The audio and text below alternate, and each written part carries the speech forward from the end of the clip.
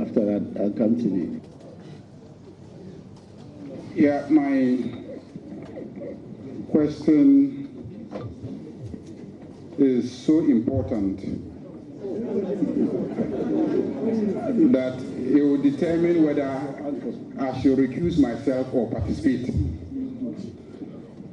I have grown up to know Mr. Martin Amidu as a citizen of Boku, and I have grown up as a close family member. Today, I have a CV before me that says that his hometown is Kadima. We, the people of Boku, want to know, is he with us as Boku or he's with the Kadima people? Kadima people. Mr. Chairman, the answer on my CV was dictated by the question. My parents come from Kadima, both mother and father. So, if you ask of hometown, I assume that that's the hometown. My permanent place of residence since 1959 has been Boku. You know, and this was a non-issue until I became running mate. And then people started pulling apart where he comes from. But it really didn't matter. I even thought I was an Nzima when I was growing up. Until my father was sent to Boku, and then 1969 he sent us to his village. Then we realized that after all, we're not from South, we're from North. And as Ghanaians, for me, I think that I was answering the question based on the place of birth, as I said, Kadima. And why did they send me there to be born? Because my father and my mother come from there, right? So when you ask hometown, the question is, if I put Boku, my parents don't come from there, even though they lived and died there, each of them. So that's why the question dictated the answer. Thank you. Yes, I'm closer to Boku now than any other chief. Yes. So we Boku people have lost the fight. Mr. Chairman, I've just said I'm closer to Boku Naba than any other chief. And I've said that both my parents lived and died in Boku. Your father knows that. Yes, we got it. I don't know that.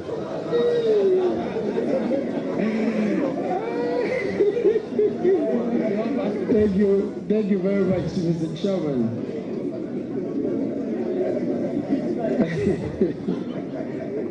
Mr. Martin Alamisi Benz Kaiser Amidu, congratulations. I want to take you through page 5 and 6 of your CV.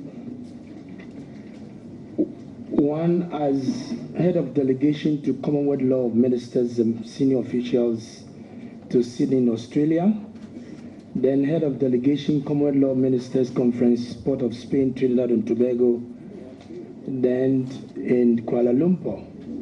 My question that I want to ask you respectfully, is the Commonwealth relevant today in terms of a contemporary Honorable Deputy Minister, we want to finish with the CVs. We will come to substantive. Why is CV now? No, you're deliberately driving or circumventing the rule. If you have another question on CV, otherwise I'll go elsewhere and then come back to you. Let me try and ask this one. The former president is one of your referees. His Excellency, Jerry John Rawlings. Any special interest? Well, he was the one who brought me into politics by appointing me from 1982 as an investigator to 1983 as a PNDC secretary. I served under him until January 2001. If there is anybody who will know me better, it must be him. And whatever anybody says about him, he reduced corruption and graft to the barest minimum. He didn't abolish it. And if I am an anti-corruption crusader who is defending the Constitution, who better than him? And I was really humbled when hours after my nomination, he came out to make those commendable comments about me. I mean, he's the only one who can say it. And the next fellow I put was Amonomoni. He was DPP who worked with me and knows my impartiality, my transparency, and fairness to all manner of people. Yes. No, I'll kneel and take it for you.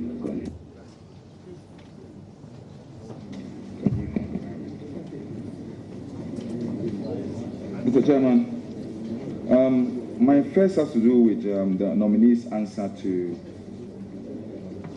a question that he was a presidential advisor on legal matters during the era of President Atta Mills.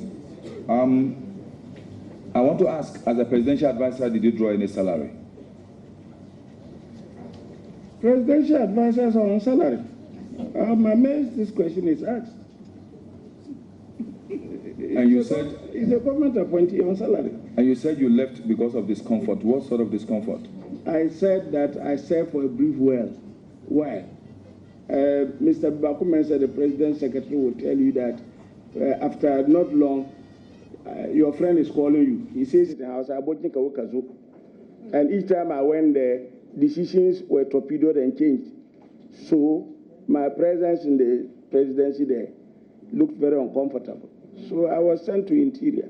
But even then, the secretary to the president will tell you, in a short while, your friend says you should come. So that was my rule. Indeed, until 13th of January 2012, when I had a problem with him, we never had a problem. He always sent for me. The Bakumensa is alive. He see me talking. If I'm lying, he was so close to him as secretary to the president. He should tell the whole public. Chairman, before the Honorable Nilante continues, Honorable Martin Amidu, the Hausa you just spoke, Abochinka Uwe Kazo, is that Ghana Hausa per your CV or Kano Hausa? Which of the Hausas? It's Ghana Hausa.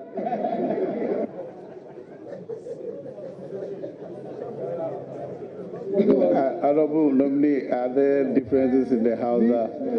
I don't know. Mr. Chairman, when you hear Honorable Ayaraga speaking Hausa, there's a little difference because when his father, my very good friend, went into exile with them, they learned the Hausa of that place. And then when he came and I got him a security pass to resettle, he brought them. So his Hausa is different from mine, which is a Bokuwan.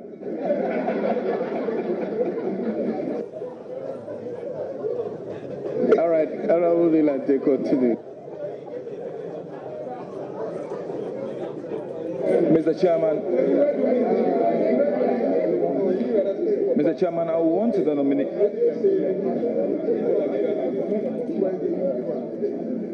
Mr. Chairman, I want the nominee to confirm at what age was he first appointed under the PNDC?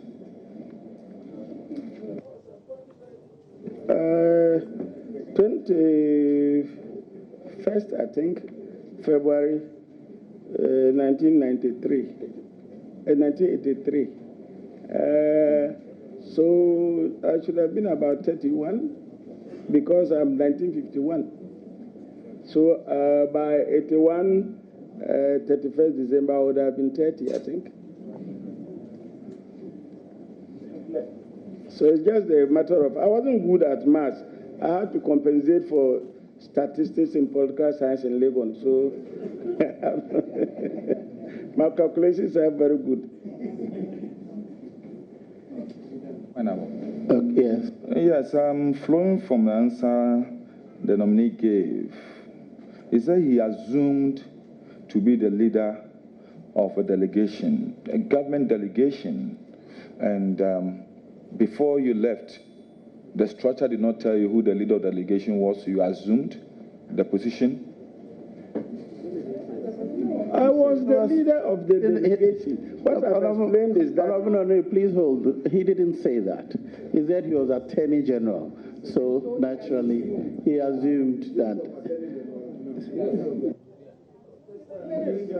Mr. Chairman, normally the Attorney General leaves his office on delegation, and the letter which comes indicates that you are leading your delegation to the 10th anniversary of the International Criminal Court. So I went with the DPP and one principal state attorney. As Attorney General representing Ghana government to the United Nations, the ambassador received us and accompanied us to the meeting. And the only capacity in which I could have been leading that delegation was as Attorney General. Otherwise, I would have been functus officio. Mr. Chairman, you see, the reason why I'm saying this is, for instance, something. The nominee has also assumed the position of a shadow vice president before. That's why I was flowing from that. Honorable Eric Opoku, please.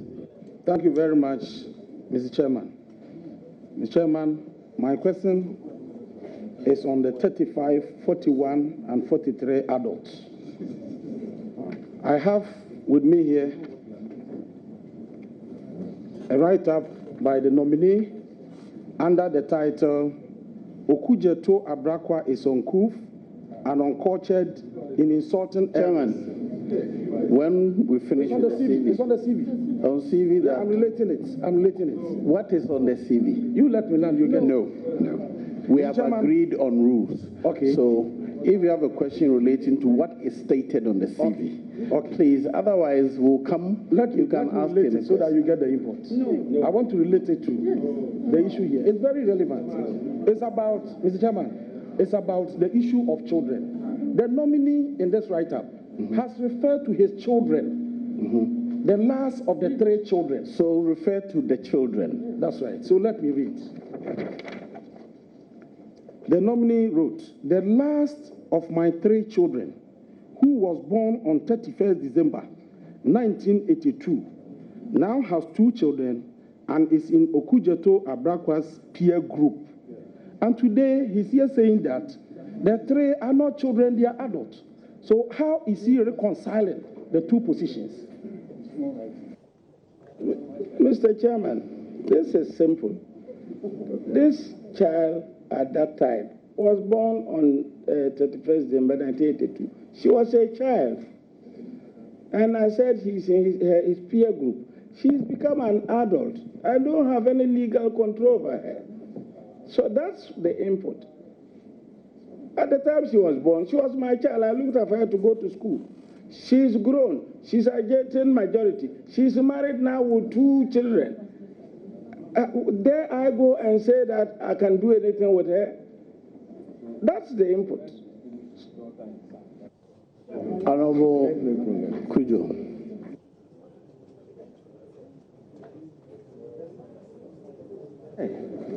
Chairman, thank you. I go to item 9 on the CV, on the last page. The heading is hobbies. There is listed some hobbies knowing the nominee and his public image, which I expect him to espouse. And one, cycling, walking, reading, which I really expect, and undertaking welfare activities. But the first one, listening to music, I would want to know the type of music the nominee listens to.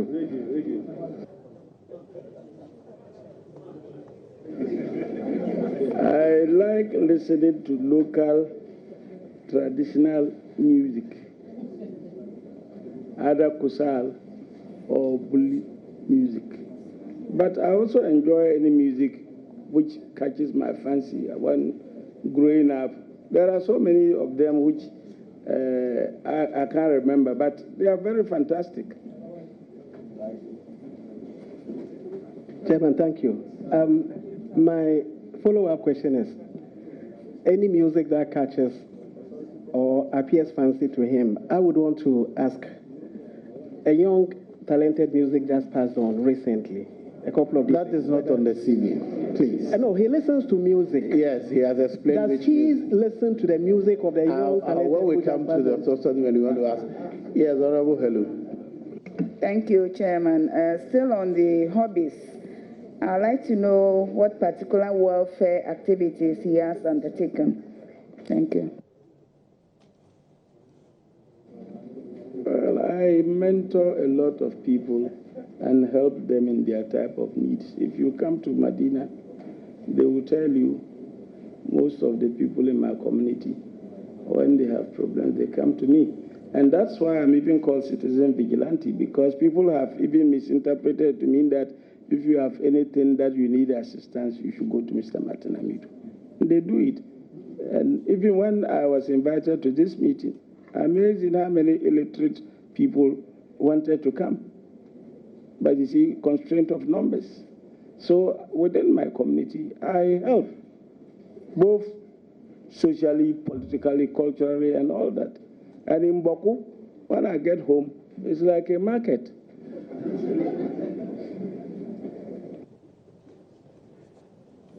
As Honorable Member for West. Thank you very much. Chairman, if you look at on 8, award, honors, optional, there is nil. Why nil? Despite the so many things you have done, why don't you have any award?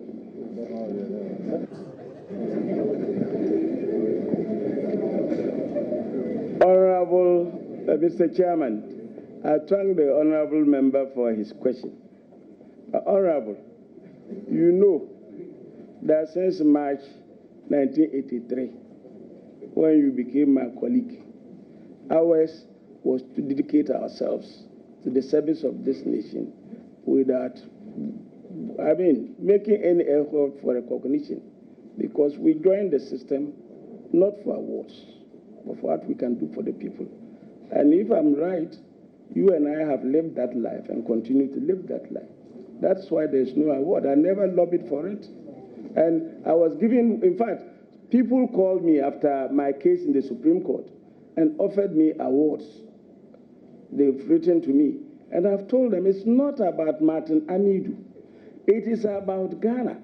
Do emulate what I'm doing. Don't give me an award. The last was the Emmy Award, which they were giving me an award for anti-corruption. I wrote them and told them it's not about Martin Amidu. It is about emulating what I am doing so that Ghana will be better.